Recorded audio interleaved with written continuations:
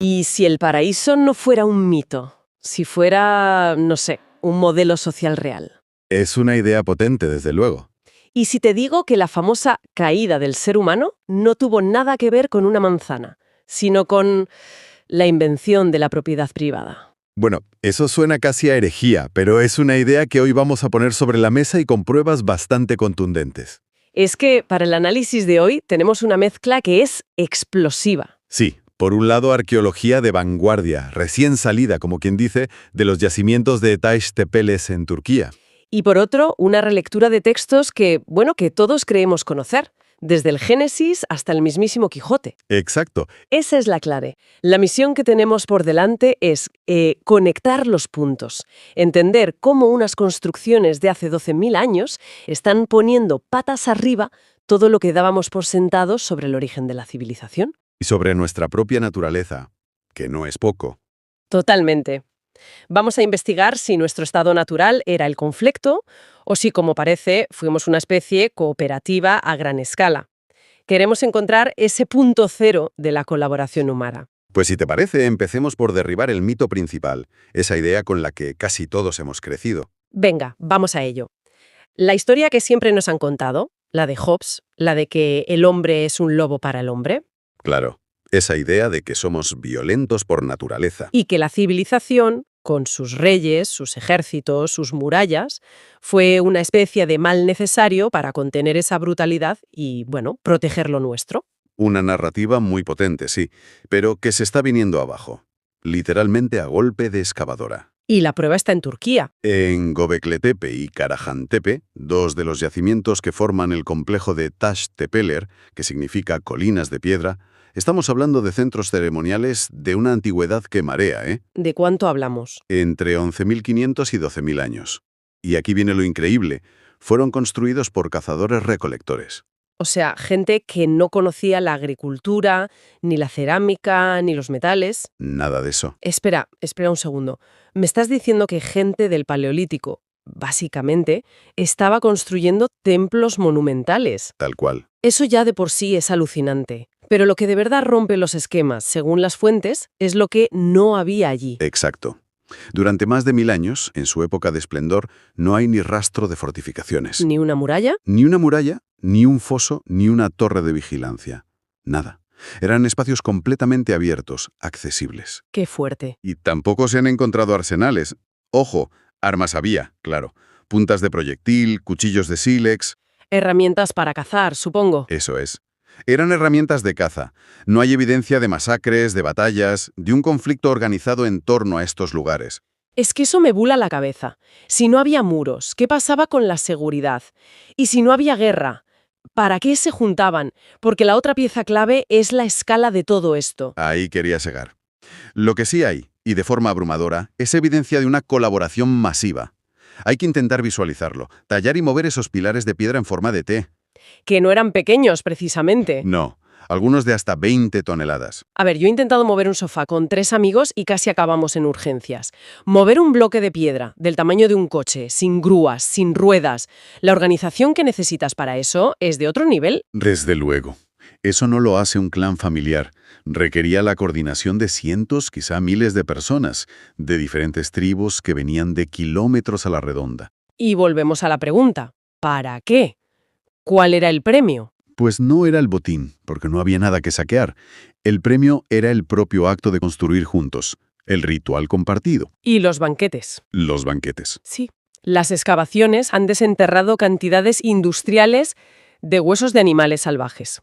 Se reunían para trabajar en un proyecto común y luego lo celebraban con festines a una escala monumental. O sea que el pegamento social no era el miedo al enemigo, sino la celebración. Y un objetivo común.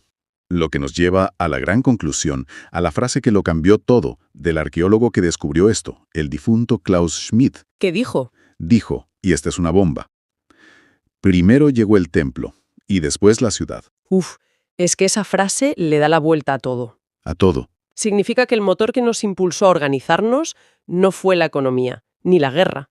Fue algo que hoy llamaríamos espiritualidad, la necesidad de reunirse y cooperar. Es un cambio de paradigma total. Completamente. O sea, toda la idea de que necesitamos un Estado fuerte para no matarnos entre nosotros podría estar basada en una premisa falsa, que nuestro software original es colaborativo. Esa es la gran pregunta que plantean estas piedras. Vale, esto es alucinante. O sea que la cooperación masiva, no la guerra, fue lo que nos hizo civilizados. Pero entonces, ¿de dónde sale toda la otra historia? Pienso en el Jardín del Edén, en esa idea de un paraíso perdido. Ajá. ¿Es solo una coincidencia que suene tan parecido o hay alguna conexión real? Pues por sorprendente que parezca, la conexión es increíblemente directa. Y empieza por algo tan simple como un mapa. Un mapa. Sí.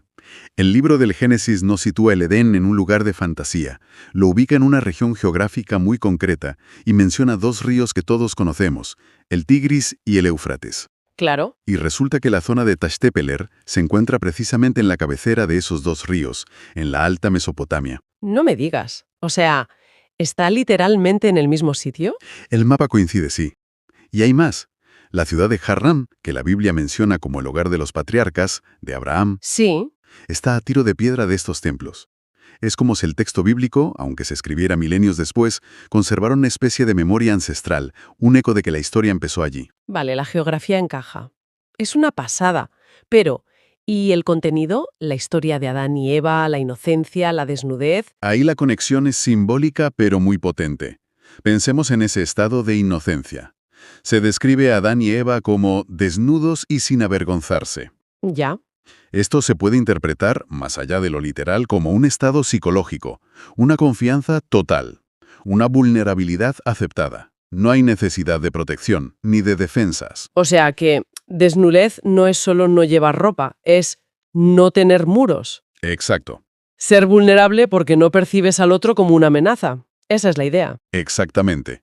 Y esa desnudez simbólica tiene una traducción arqueológica perfecta en Tashtepeler, los asentamientos sin murallas.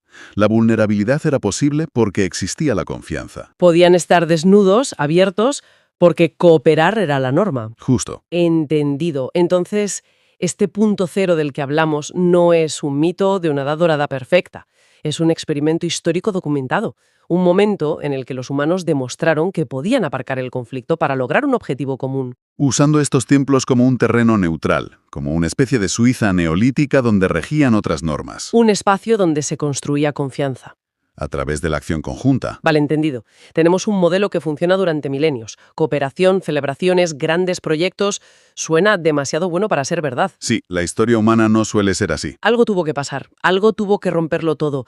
¿Tenemos alguna pista en la arqueología sobre cuál fue el detonante de ese cambio? ¿Cuál fue la verdadera caída? Pues aquí es donde la arqueología y los textos antiguos vuelven a coincidir de una forma que pone los pelos de punta. Sí. El punto de inflexión, el agente del cambio, parece ser la invención de la propiedad privada, y su origen está, literalmente, a los pies de esas mismas colinas. ¿Cómo? Allí, en esa región, nació la domesticación del trigo, la revolución agrícola. Claro, es que eso cambia el chip por completo. Pasas de ser un cazador-recolector que vive en un mundo que provee y del que tú recibes, Exacto. a ser un agricultor que produce y, por tanto, siente que posee la tierra y el fruto de ese trabajo. De repente, el concepto de «esto es mío» se vuelve central. Y ese cambio psicológico tiene un eco directo en la maldición bíblica, la famosa sentencia de «ganarás el pan con el sudor de tu frente». No es solo una metáfora. No, es una descripción bastante precisa de lo que supuso la agricultura. Pasaron de la dieta variada y el trabajo intermitente de la caza a la monotonía agotadora de arar, sembrar, cosechar. Y es justo ahí, en ese contexto de cambio radical, cuando la Biblia nos cuenta la historia del primer asesinato, el de Caín y Abel. Un relato que, visto así, deja de ser una simple historia de envidia entre hermanos. Se convierte en otra cosa. Se convierte en el registro literario del conflicto social más importante de la humanidad. Abel es el pastor, el modelo antiguo, nómada, comparte el espacio. Caín es el agricultor, el nuevo modelo. Sedentario, delimita su parcela, la posee. Y el conflicto estalla por la ofrenda, por el fruto de la propiedad. Exacto. Un momento, esa conexión con Caín y Abel es potente, pero ¿no podríamos estar forzando un poco la interpretación? Es una objeción totalmente válida. Al fin y al cabo es un texto religioso escrito miles de años después. ¿Cómo podemos estar seguras de que no es solo una buena historia sobre envidia familiar? Claro. No decimos que los autores del Génesis fueran arqueólogos. Pero lo que es asombroso es el tipo de conflicto que eligen para narrar el primer asesinato. No es una lucha por una corona, ni por amor. Es por la ofrenda que viene de la tierra. Ya veo. Representa, de forma mítica, el choque entre dos formas de vida que la arqueología confirma que estaban en tensión justo en esa época y en esa misma geografía. La literatura capta el eco de un conflicto social real. Y la arqueología corrobora esa caída. Sin lugar a dudas. Es justo cuando los asentamientos se hacen permanentes, cuando se empiezan a acumular excedentes de grano que hay que proteger. Que aparecen las murallas. Las primeras murallas defensivas de verdad. Y las armas cambian. Ya no solo se encuentran puntas de flecha para cazar, sino mazas, hachas, dagas, diseñadas para la guerra entre humanos. El paraíso abierto y colaborativo se empieza a cerrar. A fortificar. Psicológicamente es como si un tipo de placer fuera sustituido por otro. ¿A qué te refieres? El placer de la colaboración, lo que algunos psicólogos llaman el liking social, esa satisfacción de hacer algo en grupo, fue reemplazado por, no sé, el deseo adictivo de acumular, el wanting posesivo. Es una buena forma de verlo. El paraíso se perdió en definitiva cuando compartir dejó de ser la estrategia más rentable y poseer ocupó su lugar. Y lo más fascinante es que esta idea, esta intuición de que la propiedad privada es el origen del conflicto, no es algo que estemos inventando ahora. No, para nada. Es un hilo de pensamiento que recorre toda la historia de la cultura. ¿Sabes? Ahora que lo dices, esta idea de que la propiedad es el origen de todos los males, me resuena. Siento que la he oído antes en otros sitios. Porque la has oído. Y uno de los lugares más inesperados y hermosos donde aparece es en el Quijote de Cervantes. ¿En el Quijote? Sí, en el capítulo 11 de la primera parte. Don Quijote se topa con unos cabreros, y ahí, en esa escena tan humilde, se arranca con su famoso discurso sobre la Edad de Oro. No me lo esperaba. Uno piensa en Molinos de Viento, en Dulcinea, no en una crítica radical a la propiedad privada. Pues ese discurso, leído a la luz de lo que estamos hablando, adquiere una dimensión casi profética. O mejor dicho, parece un recuerdo increíblemente lúcido. Hay una frase clave. A ver. Dice Don Quijote: «Dichosa edad y siglos dichosos aquellos a quienes los antiguos pusieron nombre de dorados, porque entonces los que en ella vivían ignoraban estas dos palabras de tuyo y mío». Es de una claridad brutal. Lo dice sin rodeos. Totalmente. Para Cervantes, o para el Quijote, el origen de la injusticia, de la guerra, del engaño, es el momento preciso en que inventamos la propiedad. Y continúa diciendo que en esa santa edad todo era paz, amistad y concordia. Es casi un resumen de lo que hemos estado hablando. Y no es una voz aislada, ¿verdad? No. Saltamos al siglo XIX y encontramos al socialista utópico Robert Owen, argumentando que la propiedad privada destruye la simpatía natural del ser humano. O pienso en Henry David Thoreau, en su Cabaña de Walden. Su crítica al crecimiento económico sin fin es total. Claro. Su famosa frase de que el hombre se ha convertido en el esclavo de sus herramientas es una reflexión potentísima sobre cómo la búsqueda de posesiones nos roba la vida, la autonomía. Su experimento era un intento de recuperar esa libertad perdida, de volver a ese estado al menos a nivel individual. Lo que tenemos, al final, es una convergencia asombrosa desde ángulos muy distintos. Sí, por un lado, la arqueología más puntera nos muestra una sociedad prepropiedad que se organizaba en torno a la cooperación. Por otro, los textos míticos más antiguos, como el Génesis, guardan la memoria de esa era y de su final traumático. Y grandes pensadores y escritores a lo largo de los siglos intuyen y denuncian la misma idea central. Que el modelo colaborativo que nos definió durante el 90% de nuestra historia fue desmantelado por la obsesión con la propiedad y el crecimiento material. Exacto. Entonces, si tuviéramos que resumir el viaje que hemos hecho hoy, diríamos que el paraíso no era un jardín mágico. Fue un sistema social real, un experimento histórico que funcionó durante más de un milenio y que se basaba en la cooperación a gran escala. Y las piedras de Tastepeller son el acta notarial de esa época. La prueba física de que la arquitectura se usó primero para unir, no para dividir. Y que la paz no era una utopía, sino la norma que permitió esos logros. Lo que nos lleva a una conclusión muy fuerte.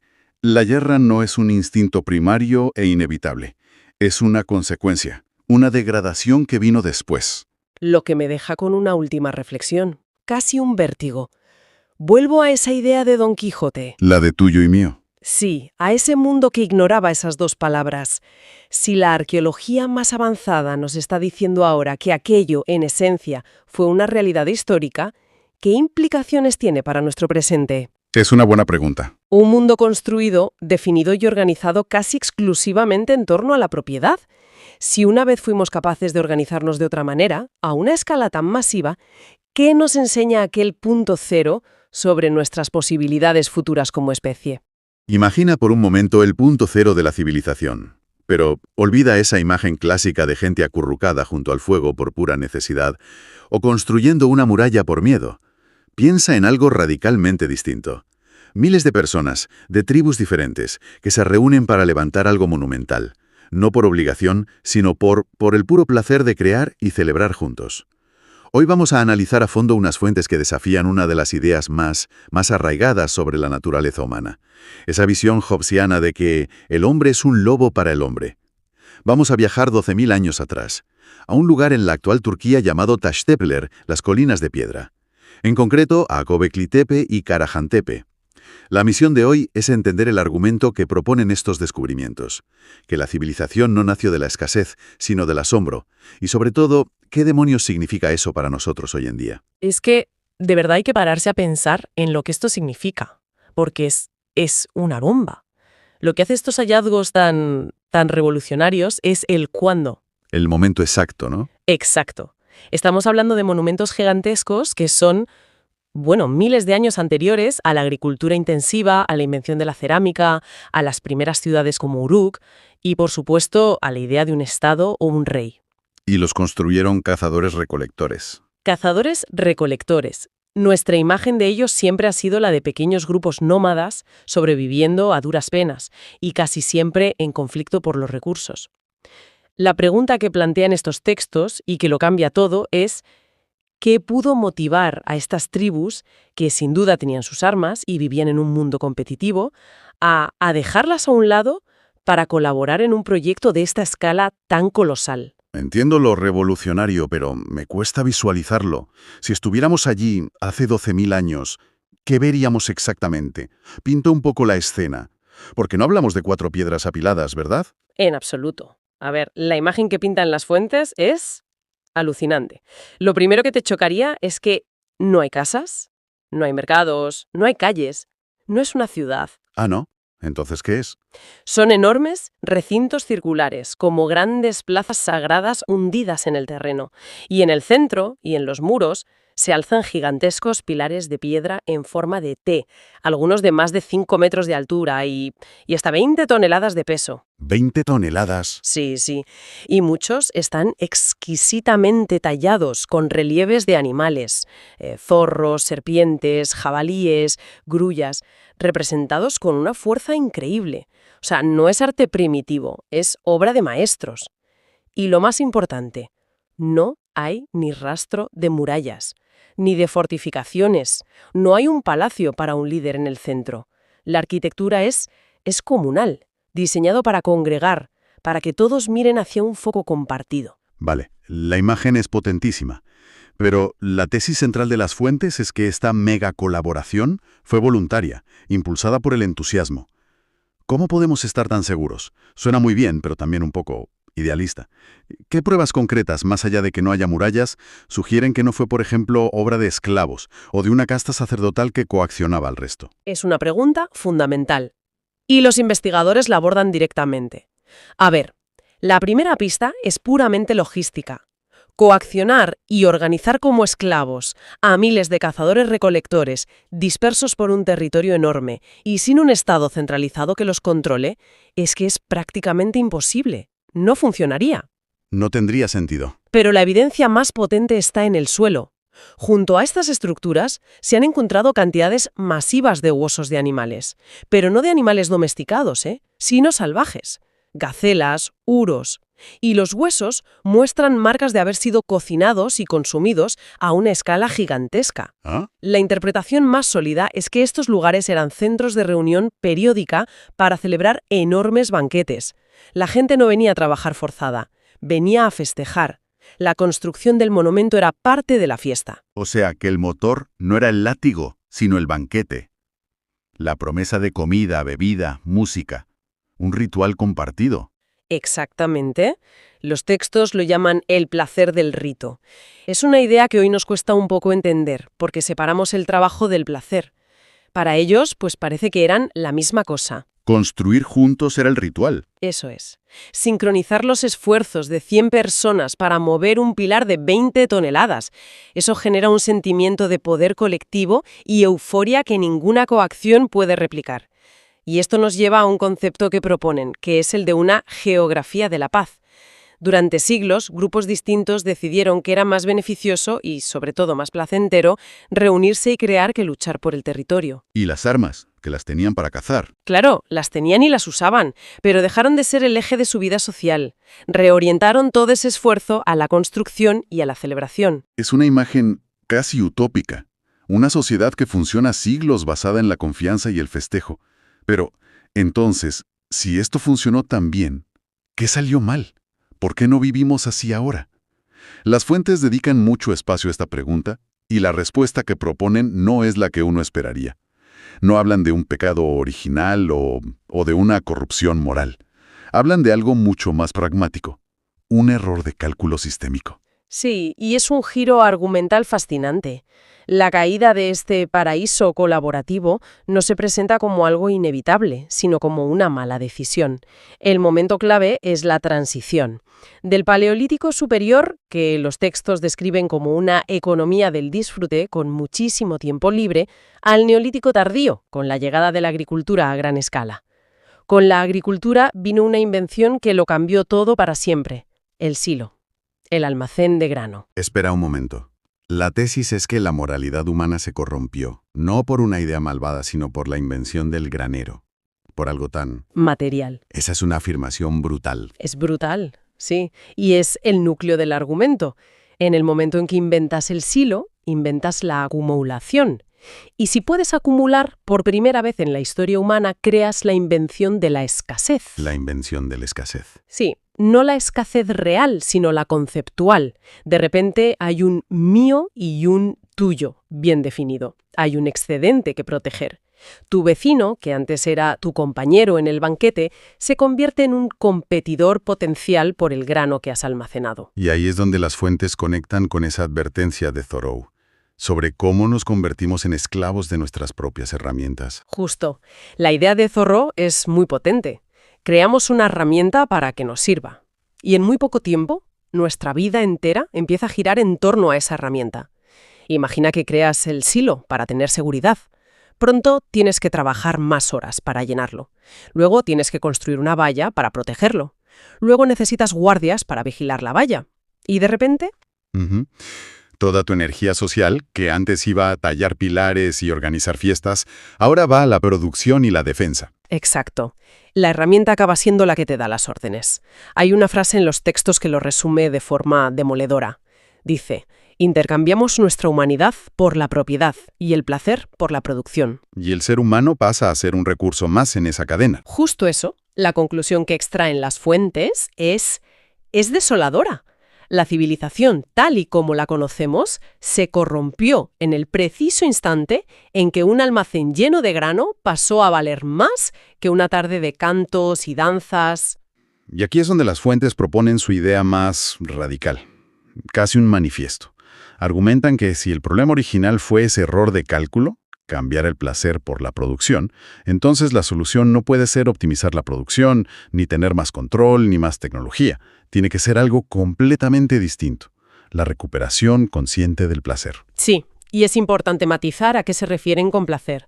No hablan del consumo pasivo o del entretenimiento vacío, ¿eh? Hablan de un gozo profundo, de una experiencia de plenitud que, según argumentan, nuestro sistema actual reprime constantemente. Lo tacha de improductivo. Directamente lo censura. Proponen un contraste muy claro entre dos modelos de sociedad, dos estados del ser. Sí, la tabla comparativa que incluyen es muy reveladora. Por un lado, el estado de producción, nuestro mundo, que se basa en la competencia, la propiedad, la insatisfacción constante para que sigamos consumiendo, y donde el cuerpo es una herramienta de trabajo. Y por otro lado, el estado de gozo, el modelo que proponen que existía en Tas Tepeller, un modelo basado en la empatía, el banquete, el asombro, el juego. donde el cuerpo no es una herramienta para producir, sino una antena para sentir el mundo. Es como la diferencia entre una hoja de cálculo de objetivos trimestrales y una tarde de picnic improvisada con amigos. Uno busca optimizar, el otro busca experimentar. Vale, entiendo el contexto, pero la afirmación de que el placer es la solución a los problemas del mundo suena un poco etérea, ¿no? ¿Cuál es la lógica, la psicología que hay detrás de esa idea?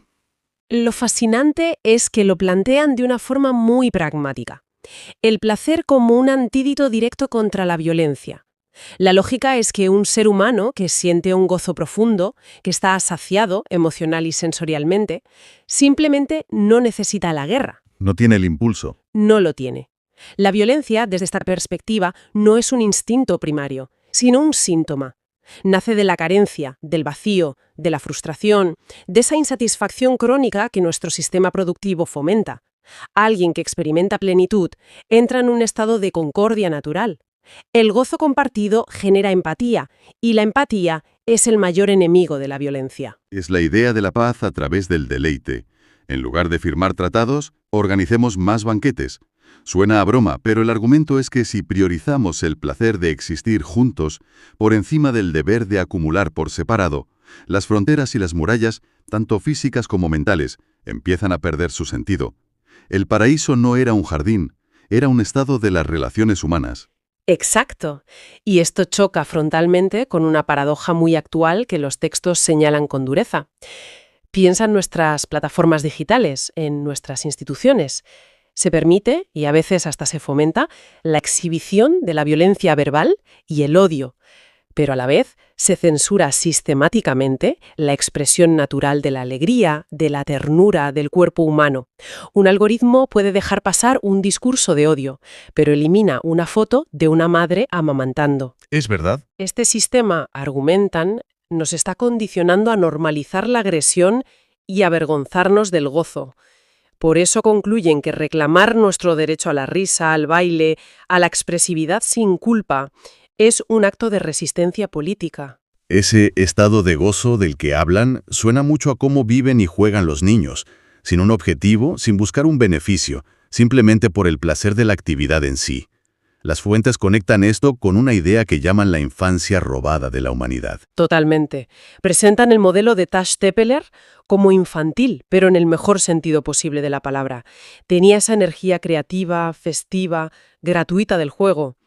La civilización productiva, en cambio, nos adultizó a la fuerza, nos anestesió, nos convenció de que el asombro ante el mundo era algo ingenuo y que la verdadera madurez consistía en trabajar, consumir y preocuparse. Sustituyó el maravillarnos con un atardecer por la necesidad de comprar algo para llenar ese vacío. Exactamente.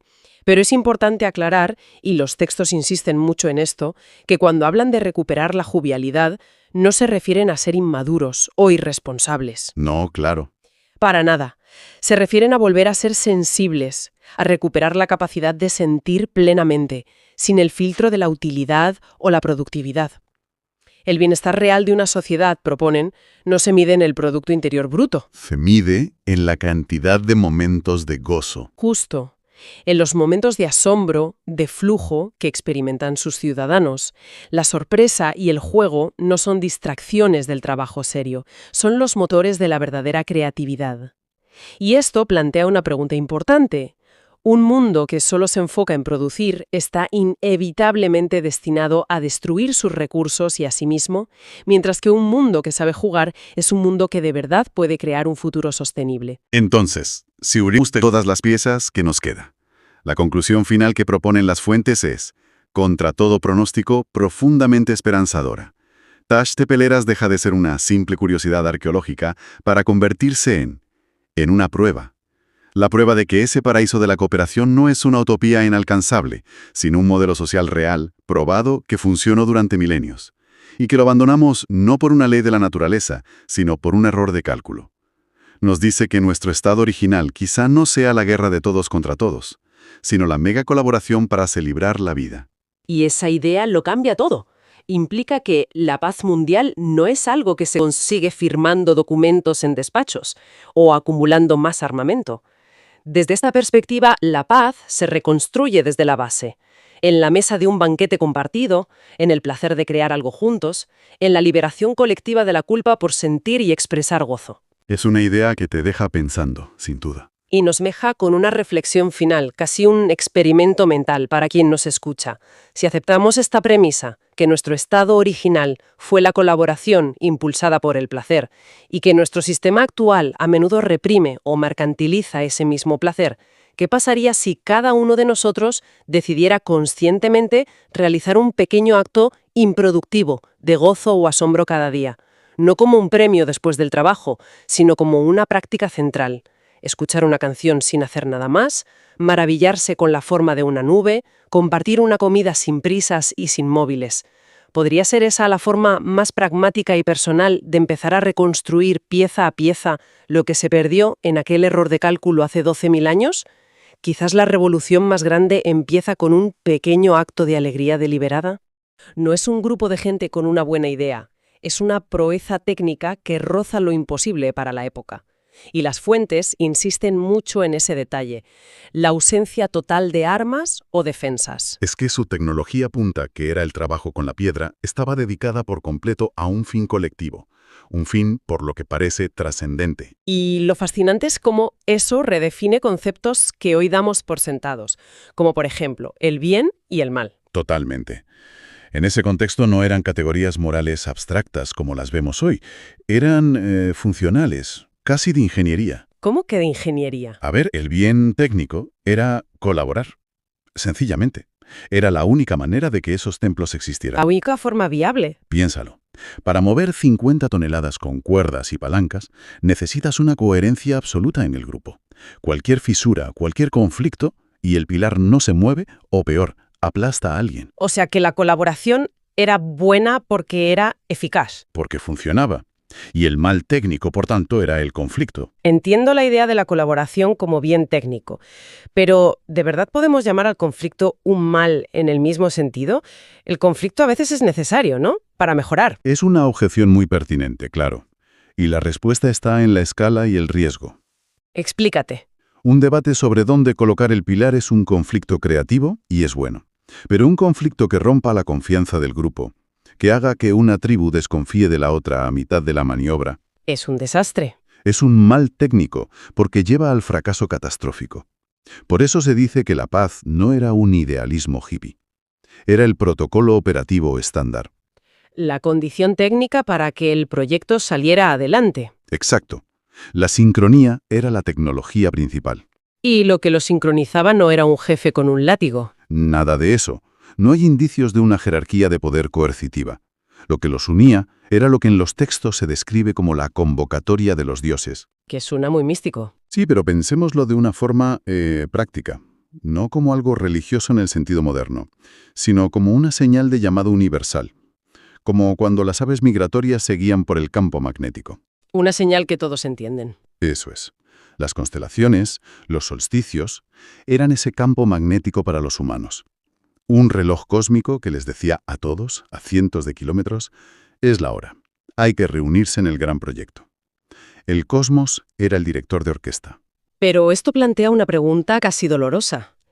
Si tenían un sistema que generaba esta genialidad técnica y esta paz social a gran escala, ¿por qué demonios lo cambiaríamos? Es que es contraintuitivo. Es como si hubiéramos inventado la rueda y luego decidiéramos volver a arrastrar las cosas por el suelo. Pues la paradoja que se plantea es que el gran cambio no fue intencionado. La civilización, entendida como el sedentarismo y la agricultura, no era el objetivo. No. ¿Entonces qué fue? Fue un efecto secundario imprevisto de su éxito. Un efecto secundario. Sí. Para poder mantener esos enormes centros y alimentar a los miles de constructores que acudían, la especie tuvo que anclarse al territorio. El templo nos hizo sedentarios. La logística de la obra precipitó la agricultura a gran escala. O sea que el problema no fue construir el templo. El problema fue tener que quedarse a vivir al lado para mantenerlo. Ahí está el punto de inflexión. Imagina que durante generaciones tu único almacén es el conocimiento colectivo para cazar. Pero con el sedentarismo aparecen los excedentes. El grano almacenado, el ganado. De repente, ya no es nuestro bisonte cazado hoy, es mi silo de grano para todo el año. Son mis 100 cabezas de ganado. Por primera vez a gran escala aparece un mío defendible. Y eso lo cambia todo. La libertad que antes se canalizaba hacia el propósito común de construir se desvía. Se desvía hacia la acumulación y, sobre todo, la defensa de ese mío. Y claro, si yo tengo mi silo y mi vecino el suyo, la relación cambia por completo. Se transforma radicalmente. El antiguo socio con el que levantabas pilares de piedra Se convierte en un competidor. en un competidor potencial.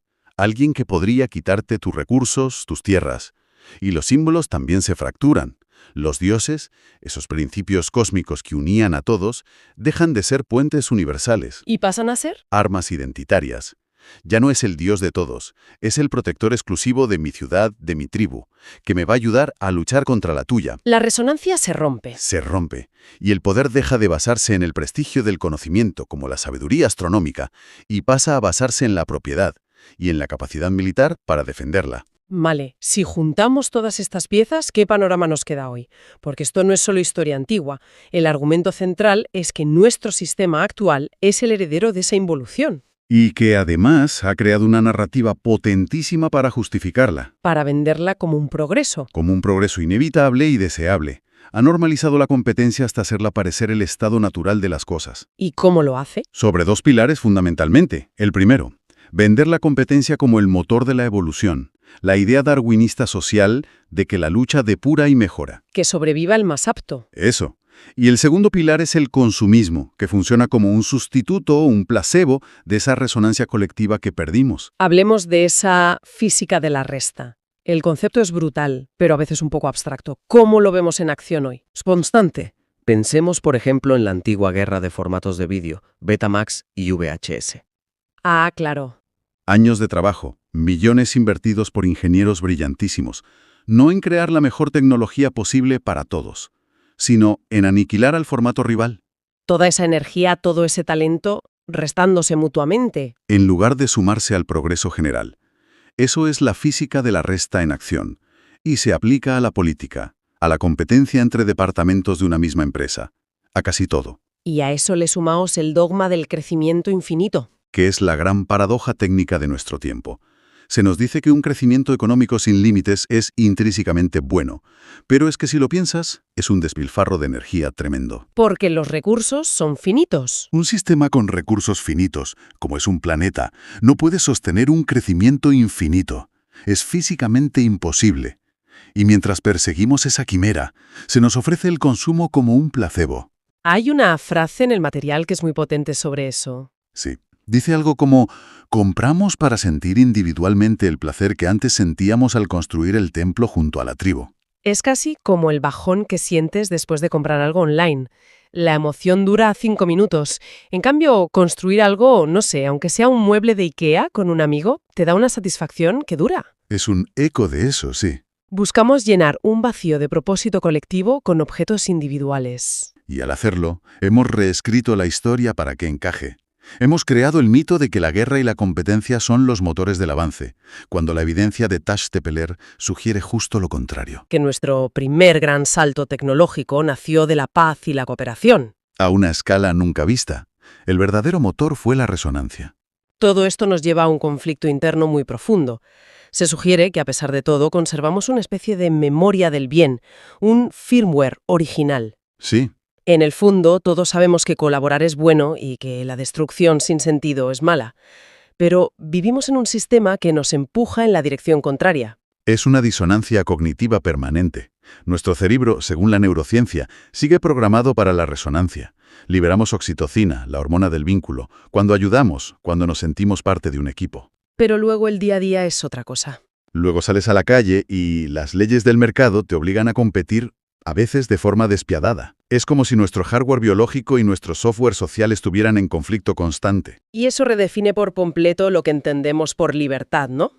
En Tash Tepeler, la libertad era la capacidad de unirte voluntariamente a una causa mayor que tú. A un proyecto que te trascendía. Hoy, la libertad se vende a menudo como el derecho a competir, a separarte del grupo, a acumular para ti. Es una libertad que a menudo se ejerce en contra de los demás, no con los demás. Y aquí es donde se llega a una de las conclusiones más potentes. Y a la vez más simples. ¿Cuál? Que la competición es una simplificación de la inteligencia. Es una involución. Una involución. Sí. La lucha por la supervivencia es un instinto básico, lo compartimos con millones de especies. Pero la resonancia, la capacidad de colaborar con alguien diferente a ti, de sincronizarte con cientos de personas para lograr un objetivo imposible en solitario, Eso es otra cosa. eso es una tecnología avanzada de la consciencia. Requiere una complejidad cognitiva y emocional muchísimo mayor que el simple enfrentamiento. O sea que hemos avanzado en un tipo de tecnología, las herramientas, pero hemos retrocedido en la tecnología más importante, la de relacionarnos. Exactamente. Hemos evolucionado de forma espectacular en la tecnología de los objetos, sobre todo en la de destrucción. Pasamos de la cantería y la astronomía, que son tecnologías de unión, A la metalurgia bélica, la bomba atómica. las fronteras digitales. Pero hemos involucionado en inteligencia social. Nos hemos convertido en genios técnicos con una inteligencia social que, en muchos aspectos, se ha quedado atrofiada. Entonces, ¿qué conclusión sacamos de todo esto si lo resumimos? Tastepelerts no es solo un montón de piedras antiguas. Es mucho más que eso. Es la prueba física de que la humanidad alcanzó un pico de genialidad técnica y paz social cuando tenía un propósito común que trascendía la propiedad privada. Hay una frase preciosa en el material. ¿Cuál? Dice que hemos olvidado que nuestra primera gran obra civilizatoria fue un abrazo de piedra bajo las estrellas, nacido del puro placer de construir juntos. Y la gran esperanza, el pensamiento final que nos deja para la reflexión, es que ese firmware original, esa brújula interna que nos dice que construir juntos es bueno, no ha sido borrado. Sigue ahí. Sigue ahí, latente. El gran reto técnico del siglo XXI, por tanto, no es inventar una nueva moral. Esa ya la tenemos inscrita en nuestra biología. El reto es otro. El verdadero reto es de ingeniería social, rediseñar nuestros sistemas, económicos, sociales, para que colaborar vuelva a ser, como lo fue en su origen, más rentable, más eficiente y, sobre todo, más placentero que competir. Una tarea, desde luego, monumental. Sin duda. Y la pregunta que queda flotando en el aire, la que este viaje a nuestro pasado nos obliga a hacernos, es, si ese es el objetivo, ¿cómo y por dónde empezamos a reescribir ese código? La civilización en tus manos. Y la idea es brutal. ¿Y si la civilización no nació de la lucha por la comida, sino de un proyecto común y pacífico? Exacto. ¿Y si empezamos siendo colaboradores y, bueno, por el camino nos hemos convertido en competidores adictos al conflicto? Es una premisa potente. El texto nos pide que, por un momento, aparquemos la historia que nos han contado siempre, la del garrote y la supervivencia del más fuerte. Y que miremos una prueba que está ahí, enterrada en Turquía, y que no encaja en ese relato. Un auténtico enigma arqueológico, ¿sí? Has mencionado un enigma que lo cambia todo. No me dejes así. ¿De qué estamos hablando exactamente? A ver, estamos hablando de Göbekli Tepe. Imagina un conjunto de templos gigantescos con pilares de piedra de 50 toneladas tallados con animales. 50 toneladas. Y tienen 11.000 años. Para que nos hagamos una idea, esto es 6.000 años más antiguo que las pirámides de Egipto. Es una locura. Y lo más increíble es quién lo construyó. Cazadores-recolectores. Gente que en teoría iba en pequeños grupos detrás de los mamuts y no tenía ni la tecnología. Ni la organización para una obra de esa escala, claro. Exacto. Vale, eso ya es increíble. Pero supongo que el verdadero misterio no es solo lo que hay, sino lo que no hay. Justo. Y eso es lo que el texto subraya como la prueba definitiva. En un proyecto que duró siglos y que movilizó a miles de personas, no se ha encontrado ni una sola muralla, Nada. ni una sola arma, ni un solo indicio de guerra o conflicto. Nada de nada. Uf, esto nos lanza de lleno a la pregunta que lo vertebra todo. ¿Qué es? Si fuimos capaces de colaborar en paz a una escala tan bestial, ¿por qué narices nuestra sociedad actual parece una competición constante y agotadora? Esa es la pregunta del millón. El objetivo entonces es meternos en faena y ver qué nos cuenta este texto. Porque, si entiendo bien, no solo describe un pasado perdido. No, argumenta que esa forma de ser cooperativa sigue dentro de nosotros, como una especie de brújula moral que se vuelve loca cada 2 por 3 en el mundo en que vivimos. O sea, que esa sensación de que algo no va bien. Exacto. Sugiere que no es una paranoia personal, sino un eco de nuestra verdadera naturaleza. Ok, pues vamos a desgranar esto. La primera gran idea que presenta el texto es lo que llama el teorema de la iluminación. Sí, Si lo he entendido bien, viene a decir que la civilización no nace de la agricultura, como nos enseñaron en el cole. no, para nada. Sino de un chispazo en la conciencia colectiva. Una idea, un propósito compartido que de repente hace que miles de personas digan, vamos a hacer esto juntos. Y Göbekli Tepe es la prueba del delito. El templo es anterior a la agricultura en la zona. Ah, o sea que no fue que se asentaron, les sobró comida y se pusieron a construir por aburrimiento. Fue justo el revés. La necesidad de construir algo más grande que ellos mismos, algo que miraba a las estrellas, fue el imán que creó la civilización, Personas de clanes que ni se conocían. colaborando durante generaciones, no por un enemigo común, sino por una visión compartida. Suena bien, pero también un poco idealista, un poco hippie. Todos de la mano cantando canciones. Me cuesta creer que fuera tan sencillo. Es que ahí está el giro brillante del argumento. El texto defiende que la cooperación no fue una elección moral, Ah, no. fue una necesidad de ingeniería. A ver, para levantar un pilar de 50 toneladas y ponerlo de pie con la tecnología de la edad de piedra, Necesitas una confianza y una sincronización. que rozan lo sobrehumano. El conflicto no es que fuera malo en plan pecado, es que era técnicamente inviable. Claro. A la mínima discusión la piedra se caía aplasta 50.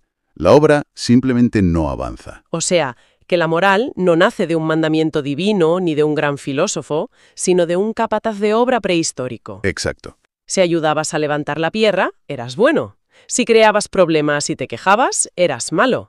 La ética original era pura y dura gestión de proyectos. Has dado en el clavo. A partir de esa necesidad, el texto define el bien y el mal de una forma muy pragmática. Piensa en una orquesta. ¿Vale? El bien es la resonancia, que todos los instrumentos suenen afinados y a la vez creando una armonía mayor. El mal es la fricción, el ruido, Que cada músico toque lo que le da la gana. y el resultado es un caos que no lleva a ninguna parte. Nuestra naturaleza, según esto, es ser una orquesta, pero vivimos en una discusión constante. Vale, visto así, no hablamos de una edad de oro de fantasía. Es una deducción forense. Es pura lógica. Si el edificio está en pie y no hay armas, la única conclusión posible es que la gente se llevaba lo suficientemente bien como para construirlo. Es un argumento potente. ¿Lo es? Y claro, te deja con una pregunta que cae por su propio peso. Sí, a mí ya me está chirriando algo. Si este modelo cooperativo, esta resonancia, era tan eficaz y capaz de crear maravillas, ¿qué demonios pasó? ¿Por qué no seguimos así? ¿Por qué no estamos todos ahora levantando templos en lugar de pelearnos en Twitter? ¿Qué falló?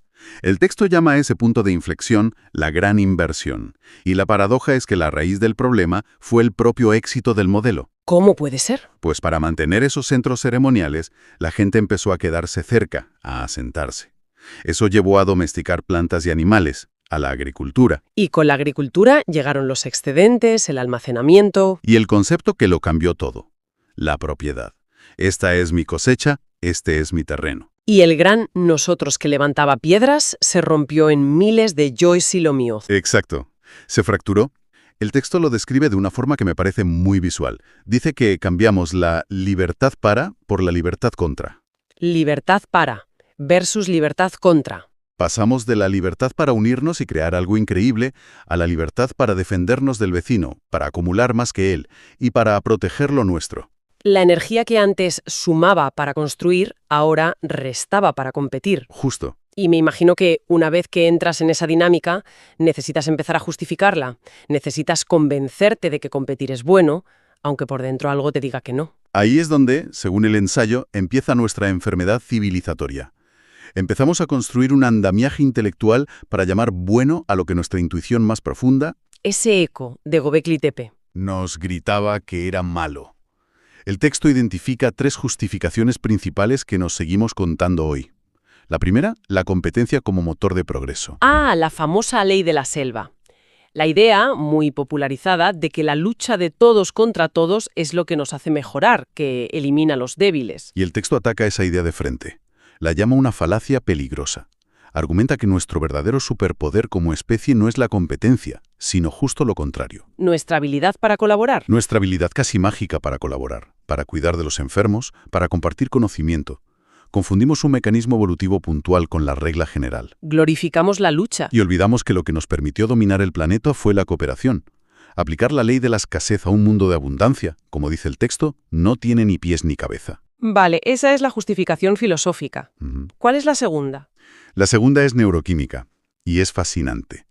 Habla de cómo nos hemos hecho adictos a la dopamina. ¿A la dopamina? Sí. Nuestra sociedad está diseñada para darnos pequeños chutes de dopamina constantemente. La recompensa por ganar, por comprar algo nuevo, por conseguir un like. Son subidones intensos, pero muy cortos. Y que generan adicción. Necesitas el siguiente cada vez más rápido. O sea que nuestra cultura es básicamente una yonki de la dopamina. Esa es la metáfora.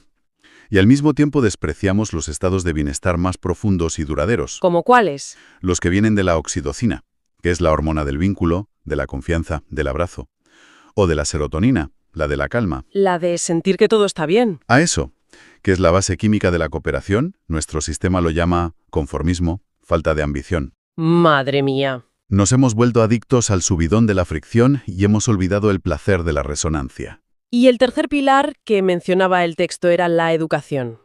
Esto me toca de cerca. La describe como una fábrica de disonancia. La idea es que la escuela, en lugar de enseñar a colaborar o a conocerse, se ha convertido en una cadena de montaje para la competencia. Ya. Me recuerda totalmente al colegio. La pregunta nunca era ¿has entendido esto?, sino ¿qué nota has sacado? El foco estaba siempre en la clasificación, en quién estaba por encima de quién. Creando una guerra de todos contra todos desde los 6 años. El resultado de todo esto, según el ensayo, es una especie de esquizofrenia civilizatoria. Una esquizofrenia. Por un lado, llevamos dentro una sabiduría de miles de años que nos dice que cuidar, compartir y construir juntos es lo correcto. Pero por otro, vivimos en un sistema que nos premia por hacer justo lo contrario. Es una contradicción brutal que nos genera una ansiedad constante. Completamente. Esta idea de una sabiduría interna suena un poco a cuento de hadas, ¿no? Al jardín del Edén o a la Atlántida. Ese mito universal de que hubo un tiempo en el que todo era mejor. Pero es que esa es la siguiente gran hipótesis del texto. Se pregunta, ¿y si todos esos mitos sobre una edad de oro o un paraíso perdido no son fantasías? ¿Y qué son entonces? ¿Y si son en realidad un recuerdo histórico? ¿Un recuerdo? ¿Cómo? El texto plantea que estos relatos, que aparecen en culturas que no tuvieron contacto entre sí, el Edén, los mitos griegos, leyendas de pueblos de América, podrían ser la memoria. ¿Distorsionada por el tiempo? Distorsionada, sí, tras milenios de transmisión oral de esa era cooperativa real que vemos en Göbekli Tepe. La estructura del mito es siempre la misma, Vivíamos en armonía y de repente ocurre una caída. que introduce el conflicto, el trabajo duro y el sufrimiento.